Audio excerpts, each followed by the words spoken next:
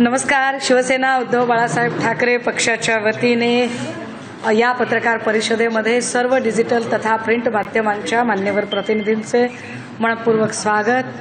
ठाणे जिल्ह्याचे अत्यंत लोकप्रिय लाडके नेते सन्माननीय राजन विचारे साहेब आणि आमच्या महिला आघाडीचे सर्व पदाधिकारी, संपर्क प्रमुख, आमचे मधुकरजी देशमुख आणि सगळेच सन्मान्य पदाधिकारी इथे उपस्थित आहेत. मातृतीर्थ ते शिवतीर्थ मुक्त संवाद अभियान 30 तारखेपासून बुलढाणा जिल्ह्यातून सुरू झाले, 30 जानेवारीपासून, आणि आज 31वा दिवस आहे. आज आम्ही ठाणे जिल्ह्यात पोहोचलोय. दिवस 31वा, 12वी लोकसभा आणि तब्बल 34वी विधानसभा आम्ही आज इथे पूर्ण करत आहोत. आणि या निमित्ताने संध्याकाळी जाहीर सभा असेल, तत्पूर्वी काही मच्छीमार व्यवसायाशी संबंधित लोकांशी मुक्त संवाद होईल. त्यानंतर काही रिक्षा चालकांशी सुद्धा मुक्त संवाद आहे. कारण शिवसेनेने कायमच सामान्यातल्या सामान्य माणसांना न्याय देण्याचा प्रयत्न केलेला आहे आणि ते ठाणेकरांना तर फार चांगलं माहिती आहे की रिक्षा चालक असणारा माणूस सुद्धा शिवसेनेत मुख्यमंत्री होऊ शकतो. ही शिवसेनेने किमया साधलेली आहे. सो आमच्या तमाम रिक्षा चालक भावंडांशी बोललं पाहिजे, त्यांचेही प्रश्न समजून घेतले पाहिजेत. यासाठी म्हणून आम्ही आजचा एक मुक्त संवाद त्यांच्याशी सुद्धा साधणार आहोत. या मुक्त संवादाचा हेतू एवढाच होता की कायम पंतप्रधान मन की बात करत आहे, पण लोकांची गाऱ्हाणी अजिबातच काही ऐकण्यामध्ये कोणाला रस नाही. म्हणून आम्ही असं ठरवलं की बहुत हो चुकी मन की बात, अब सुनेंगे जन की बात. लोकांमध्ये जाऊया, लोकांशी बोलूया, लोकांचा जनमानस काय आहे ते समजून घेऊया. आणि 31 दिवसात जो जनमानस कळलेला आहे, लोक महागाई, बेरोजगारी यावर तर बोलतातच, पण 2 गोष्टी ज्या प्रकर्षाने लोकांमध्ये गेल्यावर जाणवल्या, त्यामध्ये स्वायत्त यंत्रणांचा जो गैरवापर आणि जो हैदोस आहे त्याने लोक कमालीचे चिडलेले दिसले. लोकांचा एक अजून त्याहीपेक्षा गंभीर बाब जी आम्हाला जाणवली की प्रत्येक ठिकाणी गेल्यावर लोक न्याय व्यवस्था आणि पोलीस यंत्रणा यांच्यावरचा आपला विश्वास उडाला आहे असं सांगतात. तेव्हा हे अत्यंत गंभीर आहे, चिंताजनक आहे की लोकांना इथली पोलीस यंत्रणा, इथली न्याय व्यवस्था आपलीशी वाटत नाहीये. आणि याच्या बेटरमेंटसाठी, याच्या बदलासाठी आम्ही सगळे म्हणजे ऑदर दॅन शिवसेना सुद्धा आम्ही उद्धव साहेबांच्या सोबत आहोत असे लोक अत्यंत उत्स्फूर्तपणे येऊन सांगतात. आणि हे फार विशेष की हा पहिला दौरा असा असेल की ज्या दौऱ्यामध्ये आम्ही एकही मेट्रोपॉलिटन शहर निवडलं नाही. बुलढाण्यापासून जे आम्ही निघालो होतो 30 दिवस आम्ही जाणीवपूर्वक मीडियाच काय, जिथे लाईटही उपलब्ध नाही, जिथे रस्ता उपलब्ध नाही, अशा वाडी वस्त्या तांड्यांवर जाण्याचं ठरवलं. आणि तिथल्या प्रत्येक, कधी ऊसतोड कामगार असेल, कधी दूध विक्रेता असेल, कधी कांदा उत्पादक, सोयाबीन शेतकरी, कापूस शेतकरी, तूर पिकवणारा शेतकरी, अशा अनेकांशी बोलत, चर्चा करत, संवाद करत इथपर्यंत पोहोचलो आहोत. ठाणे शहरात सर्वार्थाने ठाणे महत्वाचं आहे. नो डाऊट आम्हाला ठाण्यातल्या निकालाची काही चिंता नाही. आम्हाला हे पक्क माहिती आहे की ठाण्यातली खासदारकीची जागा ही आम्ही जिंकणार आहोत, त्याबद्दल काही प्रश्नच नाही. कारण तेवढं राजन विचारे साहेबांचं इथे काम आहे, लोकसंपर्क आहे आणि महत्वाचं म्हणजे निष्ठावान शिवसैनिक कुठेही हल्लेले नाही. नगरसेवक बिचारे आपली बिलं काढण्यासाठी, अडलेली काही महत्वाची कामं करून घेण्यासाठी गेले असतील, कदाचित त्यातलेही अनेक जण परत येतील, परंतु जो केडर आहे, जो पदाधिकारी आहे, महिला आघाडी आहे, युवा सेना आहे, माथाडी कामगार सेना आहे, हे जे सगळी संघटनात्मक बांधणी आहे ती आजही इथे विचारे साहेबांच्या सोबत फार ताकदीने उभी आहे. त्यामुळे आम्हाला त्या लोकसभेच्या जागेची फार काही वाटत नाही. परंतु एक नक्की आहे, ठाण्यामध्ये वाढत चाललेली गुंडगिरी, ठाण्यामध्ये वाढत चाललेली गुन्हेगारी ही फारच चिंतेची बाब आहे. कारण कदाचित विश्वासघात करून गेलेल्यांचा राग निष्ठावानांवर असू शकतो की निष्ठावानांनी जरा वेगळी भूमिका घेतल्यामुळे गद्दारांची गद्दारी फार ठसठशीतपणे दिसायला लागली आणि त्यामुळे ते दुस्वास करू शकतात. परंतु त्या दुस्वासामध्ये, या सगळ्या त्यांच्या वैमनस्यामध्ये ते सामान्य ठाणेकराला सुद्धा वेठीस धरत आहेत. ठाण्यामध्ये कधीही महिलांवर हात उचलला गेला नव्हता. ठाण्यामध्ये कधीही निष्ठावंत शिवसैनिकांवर अन्याय झाला नव्हता, परंतु मागच्या 4-6 महिन्यात जे वातावरण इथं दिसत आहे, अगदी म्हणजे सिद्धेश अभंगी असेल किंवा अजून कोणी असेल, ज्या पद्धतीची लोक, कारण हे पक्क आहे की सध्या जी माणसं विश्वासघात करून गेलेली आहेत, मस्के वगैरे सारख्या लोकांना मी जाहीर सभेत काय बोलायचं ते बोलेनच, त्यांच्या प्रत्येक दिली पाहिजेत. खरं तर मस्केंना उत्तरं द्यावी तितकी मस्केंची फार योग्यता आहे मला असं अजिबात वाटत नाही. पण कधी कधी म्हातारी मेल्याचे दुःख नसते, पण काळ सोकावतो. जान देओ चलो छोडो असं म्हटल्यावर त्यांना असं वाटतं की अरे आम्हाला घाबरले की काय. तर तुम्हाला कोणी घाबरत नाही, परंतु ही वाढती गुंडगिरी, वाढता क्राईम रेट आपण बघितलं की खूप सारी वकील मंडळी भेटायला आली होती. मी प्रत्येक जिल्ह्यातल्या बार असोसिएशनला भेटते, प्रत्येक जिल्ह्यातल्या वकील मंडळींशी भेटते आणि तिथला क्राईम रेट समजून घेण्याचा प्रयत्न करते. ठाण्यामधला क्राईम रेट जर बघितला तर ॲव्हरेज 3 ते 3.5 हजार बेल ॲप्लिकेशनचं ॲव्हरेज इथे आहे. 3 ते 3.5 हजार बेल ॲप्लिकेशनमध्ये 307, 323, 324 आम गोष्ट आहे. बरं, त्यातही जाणीवपूर्वक सूडबुद्धीने कारवाई करणे ही अजून एक वेगळीच गोष्ट आहे. म्हणजे काही दिवसांपूर्वी आमचे मधुकरजी देशमुख असतील, चिंतामणी कारखानीस असतील, यांच्यावर झालेल्या ज्या काही तक्रारी आहेत, निव्वळ हास्यास्पद, काय पद्धतीचे गुन्हे दाखल केले जातात. सत्तेचा जो गैरवापर होत आहे, जी दमन यंत्रणा वापरली जात आहे, याच्या विरोधात म्हणून हा मुक्त संवाद आहे. राजन विचारे साहेबांच्या जागेचा प्रचार करण्यासाठी पुन्हा कधी आम्ही येऊच की, त्याची आम्हाला आत्ता काही चिंता वाटत नाही. आत्ताचा जो मुक्त संवाद आहे तो ठाणे जिल्ह्यातल्या गुन्हेगारीला त्रस्त झालेल्या नागरिकांशी मुक्त संवाद आहे. हा मुक्त संवाद ठाणे जिल्ह्यातल्या ज्या महिलांना असुरक्षितता वाटते, म्हणजे आजच सायनच्या एका मायमाऊलीचा फोन आला होता, त्या कदाचित मला भेटतील 2-4 दिवसांमध्ये. I think Karishma Pathare something, Mangesh Satamkar प्रकरण. मंगेश सातमकर नावाच्या माणसावर बलात्काराचा गुन्हा दाखल झाला आणि या माणसावर मे मध्ये गुन्हा दाखल होतो.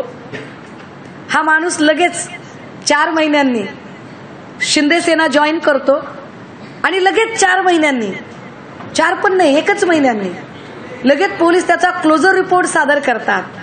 हे फार विशेष आहे. म्हणजे अगदी काय पद्धतीचं ब्लॅकमेलिंग आणि काय पद्धतीची दडपशाही आहे. ही बलात्काराचा गुन्हा सुद्धा सहजासहजी काढून टाकला जाऊ शकतो. मला हे सगळं चित्र बघितल्यानंतर आमच्या रवींद्र वायकर साहेबांच्या संबंधाने पण कधी कधी असं वाटायला लागतं की कदाचित वायकर साहेबांनी जर भाजपसोबत जाण्याचा निर्णय घेतला तर भाजपवाल्यांना आणि विशेषतः ते काय HD व्हिडिओ स्पेशालिस्ट काय सोमय्या त्यांचा व्हिडिओ बाहेर आला, हे जे लोक आहेत यांचं जर बघितलं तर हिसाब तो देना पलिंगा, तर ते आमच्या वायकर साहेबांच्या बद्दल जे इतके ट्विट करत होते कि वायकर को हिसाब देना पलिंगा, वायकर इस तारीख को आएगा, इस तारीख को जाएगा, तर कदाचित वायकर साहेबांनी जर कदाचित भाजप जॉईन केली तर ते पुन्हा हिसाब तो देना पलिंगा म्हणणार नाही. ही सगळी ब्लॅकमेलिंग, ही सगळी दडपशाही, स्वायत्त यंत्रणांचा गैरवापर, या विरोधात लोकांचं म्हणणं काय आहे, लोकमानस काय आहे यावर चर्चा करण्यासाठी म्हणून आजचा मुक्त संवाद आहे.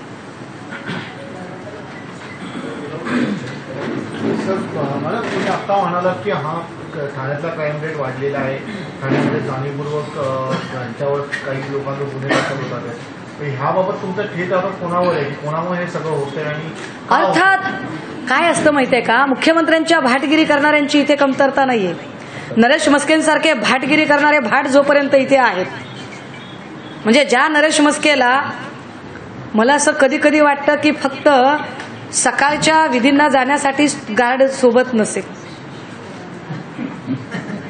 24/7 सिक्युरिटी गार्ड घेऊन मर्दानीची भाषा करणाऱ्या माणसांना काय बोलावं कळत नाही, की ज्यांना सतत गार्ड सोबत लागतात, सतत काही प्रोटेक्टर आणि काही गुंड सोबत घेऊन जावे लागतात.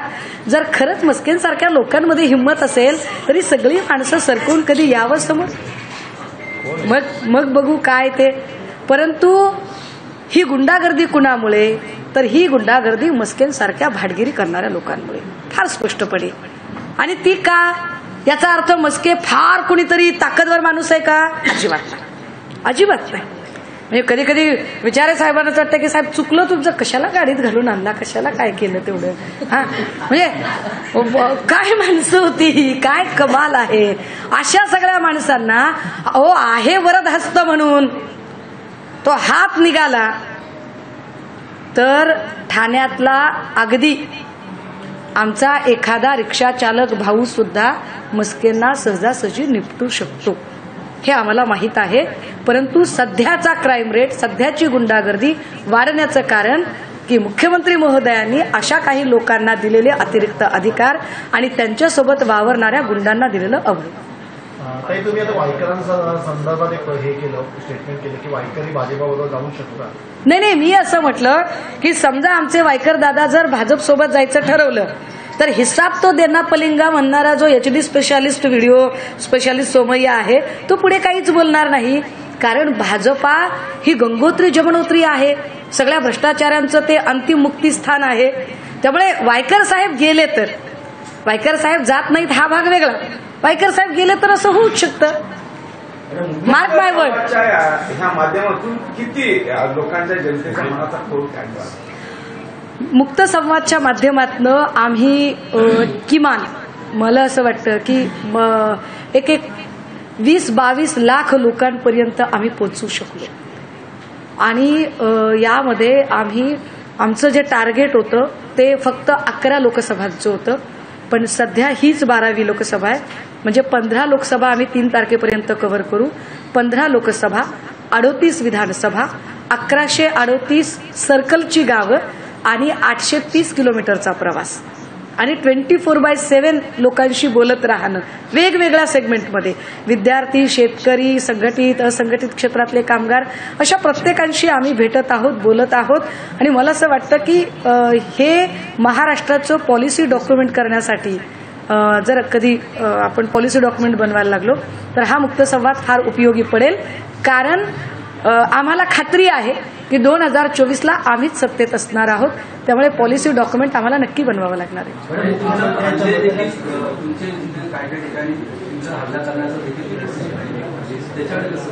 नाही, एक लक्षात घ्या, अहमदनगरची जी बातमी होती ना ती कुठल्या तरी स्थानिक पाकिट, आपल्याकडे पाकिट पत्रकारिता असते ना, तर ती स्थानिकला असते छोटी मोठी, तर त्यातनं आलेली ती बातमी होती.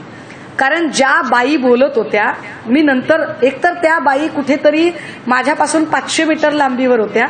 थंबनेल बनवणाऱ्याने ते 2 फोटो एकत्रित दाखवले, हा एक भाग. दुसरं असं की मी त्या बाईंबद्दल जेव्हा माहिती घेतली, काहींनी अशी माहिती दिली की त्यांच्याच पक्षाच्या, तर त्या ज्या बाई होत्या त्यांना आमच्या पक्षातनं 3 वर्षापूर्वीच मायनस केलेलं आहे, त्या आमच्या पक्षाशी संबंधित नाहीत. आणि चौथी आणि अत्यंत गंभीर, त्या दिवशी, म्हणूनच मी त्यांचं नाव डिक्लेअर करत नाही, त्या दिवशी त्या चक्क ड्रंकन सिच्युएशनमध्ये होत्या. हे नंतर पोलिसांनीच आम्हाला सांगितलं की त्या ड्रंकन सिच्युएशनमध्ये त्या प्रेमिसेसमध्ये आलेल्या होत्या. सो अशा. आणि राहिला प्रश्न हल्ल्यांचा दादा, तशी जर भीती वाटणाऱ्यांपैकी असते ना तर एवढी एकटी फिरले नसते. मी काही नरेश मस्के नाही 50 गुंड सोबत घेऊन फिरायला. मी एकटी फिरते आणि अख्ख्या महाराष्ट्रात फिरते, याला काही भीक घालत नाही. मॅडम, सीएमचा हा जिल्हा आहे तर गुंडगिरी वाढत आहे, तर आपण सीएम आणि डीसीएम फेल असं दिसतंय. कोण म्हणलं सीएमचा जिल्हा आहे? सीएम हा नाहीये सीएमचा जिल्हा, सॉरी, हा सीएमचा जिल्हा नाहीये. हा धर्मवीर आनंद दिघे साहेबांसारख्या निष्ठावंत शिवसैनिकांचा जिल्हा आहे, लक्षात घ्या. सॉरी, हा सीएमचा जिल्हा नाही आहे. Please let me correct you. कारण लक्षात घ्या, सीएमही कदाचित जेवढ्या प्रामाणिकपणे टॅक्स भरत नसतील तेवढ्या प्रामाणिकपणे इथली घरपट्टी, पाणीपट्टी, नळपट्टी, light bill, road tax, toll tax भरणारे शिवसैनिक किती आहेत. तो हा सीएम बीएमचा काही जिल्हा आम्हाला वाटत नाही. ठाणेकरांच्या जिल्ह्यामध्ये योगायोगाने सीएमचं घर आहे, हे नक्की.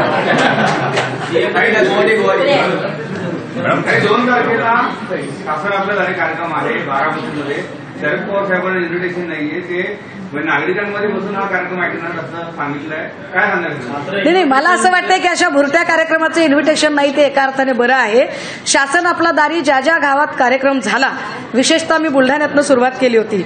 आपण माझ्या पेजवर जाऊन सकाळपासून संध्याकाळपर्यंतचे सगळे फुटेज पब्लिक डोमेनमध्ये आहेत, चेक करू शकता. अहो शासन आपल्या दारीला तर लोक शिव्या घालतातच घालतात, पण सलग ओळीने जर आम्ही 100 बायकांना विचारलं की तुम्हाला घरकुल मिळालं का, तर 100 मधली एखादी माऊली सांगत होती की येस घरकुल मिळाले. या सगळ्या बायकांना ना घरकुल नाही, ना संजय गांधी निराधार योजना नाही, ना श्रावण बाळ योजना नाही, ना यांच्याकडे बीपीएल कार्ड आहे, ना आधार कार्ड आहे.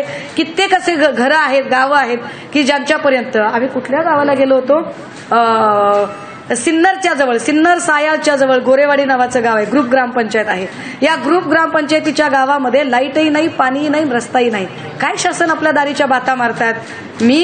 मी एसीत बसून काम करणाऱ्यांपैकी नाही, मी फील्डमध्ये उतरून काम करते. मला फील्ड रियालिटी, मला ग्राउंड रियालिटी माहिती आहे. सो ग्राउंडचा रिपोर्ट सांगतो की शासन आपल्या दारी नावाची निव्वळ हा भुरटेपणा आहे. लोकांच्या टॅक्सच्या पैशातनं स्वतःची पाठ थोपटून घेण्याचा तो कार्यक्रम याच्या पलीकडे काय. मात्र पवारांनी सांगितलं त्यांना की बारामतीमध्ये येतात तर मुख्यमंत्री उपमुख्यमंत्र्यांना जेवणाचं आमंत्रण दिलं, त्यांना आमंत्रण दिलं नाही. मात्र पवारांनी एक लक्षात घ्या, त्यांना आमंत्रण दिलं नाही ते असभ्य लोकांचं काम आहे. पण आदरणीय पवार साहेब एक सभ्य आणि सुसंस्कृत व्यक्तिमत्व आहे. सो सुसंस्कृत व्यक्तिमत्वाने आपल्या गावात कोणी येत असेल तर त्यांचा पाहुणचार म्हणून त्यांना निमंत्रण दिलं पाहिजे आणि ते देतात. आता हे सज्जन लोकांना ही भाषा कळते. असो, त्याच्यावर आवडलं गेलं की असं सुप्रिया सुळे असतील, शरद पवार असतील, अमोल कोल्हे असतील, वंदना चव्हाण अशा डावलण्यासाठी सुद्धा तेवढं धैर्य लागतं. ही कोत्या मनाची माणसं आहेत, यांना सभ्यताही नाही आणि यांच्याकडे मनाचा मोठेपणाही नाही. त्यामुळे अशा लोकांकडून मला वाटतं पवार साहेबांनी एका अर्थाने स्वतः निमंत्रण देऊन एक चपराक दिली आहे या सगळ्या लोकांना. असा म्हणून जानके पाटलावरती आरोप चालू आहे, कुठेतरी वादाच्या भोवती सापडणं. नाही, मला एवढंच म्हणायचंय की मनोज जरांगेंची जर एसआयटी चौकशी लावायची असेल तर ती बिनधास्त लावा, त्याच्याबद्दल काही वाद नाही. वैयक्तिक शिवीगाळीचं कुणीही समर्थन करत नाही, संविधानिक पदावरच्या व्यक्तींच्या बद्दल तर नाहीच नाही. परंतु जर शिवीगाळीचं समर्थन करत नाही म्हणून आपण त्यांच्यावर कारवाई करत असाल तर मग नितेश राणेवर काय कारवाई करायची. नितेश राणेच्या एसआयटी चौकशीचं काय करणार तुम्ही. मग आतापर्यंत बारसू रिफायनरी असेल, आळंदी असेल किंवा आंतरवली सराटीतला लाठी हल्ला असेल, याची एसआयटी कधी करणार आहात. ज्या समृद्धी महामार्गातला सदोष असतानाही घाईघाईने उद्घाटन केलं आणि ज्यावर हजारो जीव आतापर्यंत गेले, त्याच्या एसआयटी चौकशीचं काय करणार आहात. अनिक्षा जयसिंघानी प्रकरणातली एसआयटीचं काय करायचं. कारण आमच्या अमृता वहिनींच्या जीवाला धोका होता ना. अहो, गृहमंत्र्याच्या बायकोच्या जीवाला जर धोका असेल तर माझ्यासारख्या गोरगरीब माणसांनी कुठे जायचं. प्रॉब्लेम आहे ना. त्यामुळे एसआयटीचं नाटक त्यांनी नक्की करावं. उलट माझं असं म्हणणं आहे, please quote this word, please underline this sentence. माझं असं म्हणणं आहे, एसआयटीचा कालचा जो उच्चार होता सन्माननीय उपमुख्यमंत्र्यांचा, जरी ते नाव पवारसाहेब किंवा राजेश टोपे यांचं घेत असले तरी कहीं पे निगाहे कहीं पे निशाणा, असल निशाणा त्यांचा शिंदे साहेबांवरच होता आणि शिंदे साहेबांवर रोख ठेवूनच त्यांनी ती एसआयटी केली. कदाचित लोकसभेपर्यंत ते त्याच्यावर काहीच करणार नाहीत, कारण लोकसभेपर्यंत त्यांना शिंदे साहेबांची गरज आहे. लोकसभा संपल्यावर ते त्यांचे रंग दाखवतील. मध्यंतरी आदित्य ठाकरे ठाण्यात आले होते, धमाका भी हमारा इलाका भी हमारा असं ते बोलल्यानंतर ठाण्यात शिवसेनेच्या विद्यार्थी सेनेने बॅनर लावले की तुम्ही ठाण्यातून भाषण नका घालू, वरळीतून तुम्हाला पाडू, अशा प्रकारचं चॅलेंज दिलं होतं. नाही, ती जी आहेत ना, ती जी पोरं आहेत बॅनर लावणारी, त्या बिचाऱ्यांचा काही दोष नाहीये. कारण जर शिंदे साहेबांनी बॅनरला आणि 30, 60, 90 किंवा बिर्याणीला पैसे दिले असतील तर त्यांनी बॅनर लावले पाहिजे, समजू शकतो. मात्र येणाऱ्या निवडणुकीत उद्धव ठाकरे की नक्कीच चॅलेंजवर स्वीकारतात आणि वरळीतनं आणि ठाण्यातून देखील आता आदित्य ठाकरे उतरण्याची चिन्ह दिसत आहेत. ठाण्यातनं समोर असं देखील आता चित्रावर येऊ लागणार आहे. कसं बघतात, मोठा प्रचार असणार या ठिकाणी ठाण्यात. नाही, काय बघायचं काय आहे. अहो, ठाणे आमचंच आहे. एक लक्षात घ्या, श्रीकांत शिंदेना निवडून कोणी दिलं. आम्ही निवडून दिलं. आम्ही निवडून दिलं. लक्षात घ्या, प्रकाश सुर्वे जोपर्यंत राष्ट्रवादीत होते तोपर्यंत निवडून येत नव्हते, आमच्याकडे आल्यावर निवडून आले. उदय सामंतांना मंत्री आम्ही केलं. ह्याच्यातले कित्येक जे डझनभर असतील, ज्या केसरकर, आता जाऊ दे, बोलत नाही त्याच्यावर. पण ह्या सगळ्या लोकांना, यांना फक्त एकच आम्ही सांगतोय, अगर हम आपको बना सकते हैं तो हम बिगाड़ भी सकते हैं. तुम्ही ज्या ठाण्यात लोकसभेमध्ये आता आलात, ह्या लोकसभेमधून उद्धव बाळासाहेब ठाकरे उमेदवार निश्चित आहेत, पण आज याच जागेवरनं भाजप आणि शिंदे गटाची शिवसेना ह्याच्यामध्ये वाद दोघंही एकमेक त्या जागेवर दावा करतात, तर तुम्हाला काय वाटतं? त्यातच आता काय आपल्याला काय करायचंय दादा, घरचं झालं थोडं, बाहेरनं झालं गोड, त्यांचं ते बघून घेतील. आपस में लढो मरो हमको क्या. तुम्ही लव्ह मॅरेज करताना आम्हाला विचारलं का? ते पळून जाऊन केलं की नाही? आता संसार गुन्ह्यानं होत नाही तर आम्हाला कशाला विचारताय? सोयरीक करताना आम्हाला विचारलं नाही, आता घटस्फोटापर्यंत प्रकरण आले तर त्यांचं त्यांनी निस्तारावं, आम्ही कशाला विचारता त्याच्यात? Very clear. रवींद्र फाटक चेहरा शोधत होते की त्यांच्यासमोर राजवीरच्यासमोर चेहरा शोधत होते इतका दिवस. आज रवींद्र फाटक यांचं नाव समोर आलं आहे. काय वाटतं, एकंदरीत जवळचे पहिले मित्र होते, आता कुठेतरी राजकीय वगैरे देखील समोर येते? नाही आहे बघा, फाटक साहेब असतील किंवा अजून कोणी असतील, निवडणुकीमध्ये आपण एक फेअर लढाई केली पाहिजे. समोरच्या खेळाडूला आपण फार अंडर एस्टिमेट सुद्धा करू नये आणि त्याच्याबद्दल आपण अपशब्दही काढू नयेत. अजून एक तर घोडा मैदान फार लांब आहे. आम्हाला आमच्या गुणवत्तेवर विश्वास आहे, त्यामुळे समोरच्याची रेष खोडायची आम्हाला गरज नाही. आम्हाला माहिती आहे आमची रेषा मोठी उठावदार आहे आणि ती स्वतःच्या विचारे साहेबांच्या कार्यकर्तृत्वात न मोठी झालेली आहे. हे वेगळं सांगायची गरज नाही की धर्मवीर आनंद दिघे साहेबांनी सांगितले म्हणून हसत हसत राजीनामा देणारे राजन विचारे साहेब, ज्यांच्यामुळे शिंदे राजकारणात आले, कदाचित त्यावेळेला जर विचारे साहेबांनी तो मनाचा मोठेपणा दाखवला नसता तर शिंदे दिसले नसते. त्यामुळे फार काही आम्ही याच्यात काही डिमोरलाइज होणे, खच्चीकरण होणे असं काही नाही. कारण आम्ही खोक्यांच्या तालावर नाचत नाही, आम्ही आमच्या निष्ठेच्या भरोशावर लढतोय. मॅडम, तुम्ही एक वक्तव्य केलं होतं की कपिल पाटील यांना गर्दी जमवण्याकरिता गौतमी पाटील यांना बोलवलं होतं, त्याविषयी भिवंडीमध्ये त्यांना कार्यक्रम घ्यायचा होता आणि लोकच जमत नव्हती, तर त्यांना गौतमी पाटीलचा कार्यक्रम तिकडे घ्यायचा होता. आता मला कळलं नाही की गर्दी जमवण्यासाठी जर गौतमी पाटील बोलवावे लागत असेल तर याचा अर्थ तुमच्यापेक्षा जास्त योग्यता गौतमी पाटीलमध्ये आहे ना, मग गौतमी पाटीललाच उमेदवारी द्या. तुम्हाला कशाला उमेदवारी पाहिजे? इतकं साधं ते गणित आहे. आणि एकूण आता मी भिवंडी लोकसभा ही बघितली, भिवंडी ग्रामीणमध्ये गेले, मी कल्याण पूर्वमध्ये गेले आणि तिकडचं सगळं वातावरण बघितलं. भिवंडी ग्रामीणमधलं वातावरण इतकं चांगलं आहे आणि मला आनंद आहे की आमच्या सगळ्या शिवसैनिकांमध्ये तिथले जे संपर्क प्रमुख आहेत रुपेश म्हात्रे यांच्या नावावर कमालीची एकवाक्यता आहे. आणि हे खूप कमी वेळा असं चित्र असतं, पण भिवंडीतला शिवसैनिक प्रचंड ताकदीने उभा आहे.